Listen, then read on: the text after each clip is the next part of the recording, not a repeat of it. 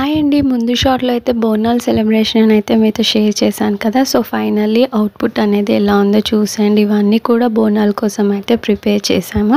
And ఇదొచ్చేసి final output అనమాట. మీకు నచ్చిందనే అనుకుంటున్నాను. అండ్ సో, బోనాలంటే అందరికీ గుర్తొచ్చేసేది వేపాకు కదా! సో, రేపటి ఈవెంట్ కోసం అయితే అన్ని వేపాకులైతే ఇలా తుంచి ఇప్పిస్తున్నాం అనమాట. అండ్ డెకరేషన్ కోసం ఇలా పెట్టడానికి.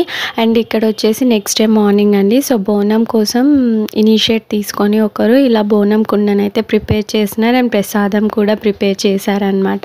అండ్ ఫైనల్లీ బోనం కుండ అయితే రెడీ అయిపోయింది. సో, ఈవెంట్ అనేది మేము ఫస్ట్ ఫ్లోర్లో సెలబ్రేట్ చేసినాం. సో, అక్కడికైతే వెళ్ళిపోతున్నాం అనమాట.